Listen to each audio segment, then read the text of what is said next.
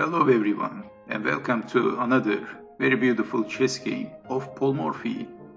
And this game was played in Paris in 1858.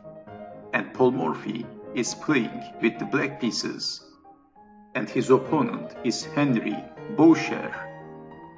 Henri Baucher, who has the white pieces, starts the game with playing e4, e5, f4, King's Gambit. Paul Morphy is accepting the King's Gambit. E takes on f4, knight to f3, g5, h4, g4 attacking the knight, knight to e5, knight to f6, knight takes on g4. And Paul Morphy captures the pawn. On e4 with the knight, knight takes on e4, d3 attacking the knight, but Paul Morphy played knight to g3, forking the bishop and the rook. Bishop takes on f4 attacking the knight and leaving the rook, and Paul Morphy captures the rook. And it's white to move. And Henri Baucher played queen to e2 check. And how to defend? We have queen to e7. Baucher played knight to f6, that's check. King to d8, the only move. And then bishop takes on c7.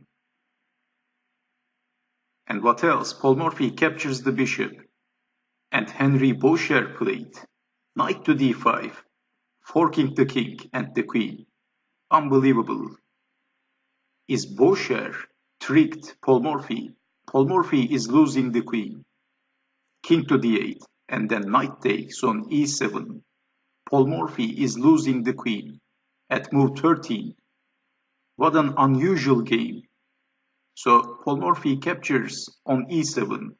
But I have to mention that Paul Morphy lost the queen, but also Paul Morphy get a bishop, a knight, and a rook for the queen. Is it worth it? So Henri Baucher played queen to g4, d6. That's a discover attack to the queen with the bishop. Queen to f4, rook to g8, knight to c3, bishop to e6, bishop to e2, knight to c6. And after this move, Henri Baucher castled. Paul Morphy played knight to g3, saving the knight, bishop to f3, and then knight to f5, d4, knight takes on h4. And Henri Baucher is playing king to b1. So Paul Morphy was threatening to play bishop to g5, winning the queen. And after king to b1, Paul Morphy captures the bishop, knight takes on f3, g takes on f3, d5, knight to b5. So Paul Morphy is defending with the rook, defending on c7, rook to c8, c4, king to d7, c takes on d5, bishop takes on d5, knight to c3, attacking the bishop, bishop to d6, attacking the queen, queen to f5, check, bishop to e6. Paul Morphy is defending with the bishop and attacking the queen again. So also Paul Morphy is saving the bishop. So queen to b5, pinning the knight. And we have king to c7, king to a1 by Henri Baucher. And why Henri Baucher didn't play d5? So we have bishop to f5, check, knight to e4, knight to e5. And black is doing a very good job.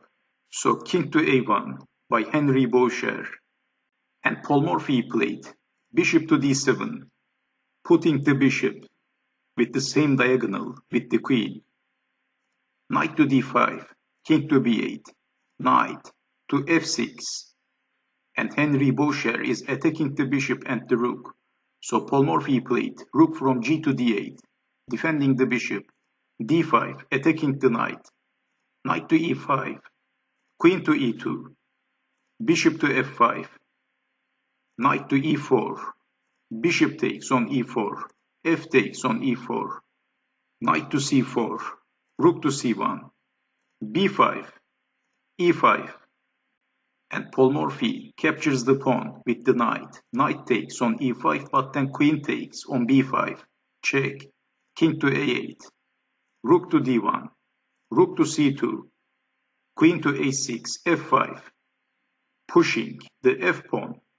And Paul Morphy has dangerously two passed pawns. King to b1. Rook to c7. Rook to f1. Knight to c4. Rook to f2. Rook to b8. b3. And this is the key moment of the game. One of the key moments of the game. And Paul Morphy played a killer move. Paul Morphy played the most accurate move in this position. He played the strongest move possible. So can you guess the next move of Paul Morphy? And what would you do in this position if you had the black pieces? Well, there is a very obvious move.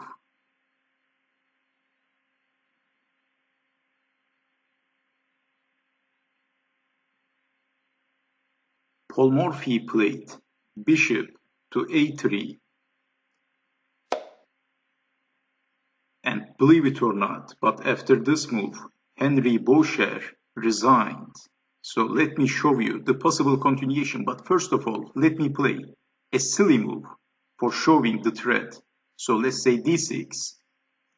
What happens next? Then we have knight to d2. And it's impossible to survive. So if rook takes knight, rook to c1, checkmate. So in this position, the most logical defense was queen to h6, but then rook from b to c8. Pawn takes knight, rook takes on c4, rook to b2, f4, queen to h1, f3, d6, and then rook to c1. So if queen takes pawn, rook to c1, that's checkmate. So d6, and then rook to c1, simplifying the game. Queen takes on c1, rook takes queen, king takes rook, f2. Rook is pinned, king to d2, f-pawn promoted to a queen, d7, but then queen to g2, and black can easily defend this pawn with the queen. So king to e1, queen to h1, king to e2, queen to h5, king to d3, queen to d5, king to c2, and then bishop takes on b2. And this is all over for white. Wow, what a game. So after Paul Morphy played bishop to a3, Henri Baucher had enough and he resigned. What a game. And for once, it looked like Baucher tricked Paul Morphy with a beautiful opening, but also he has sacrificed many pieces for the queen. So capturing the queen cost a lot for Henri Baucher, and eventually he has lost the chess game against Paul Morphy. And as you can see, not every time capturing the queen is working, especially if you are playing with a very accurate player.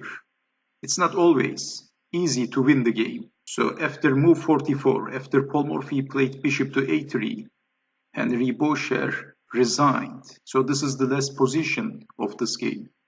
And I hope you have enjoyed watching this video. And I hope to see you next time. Take care.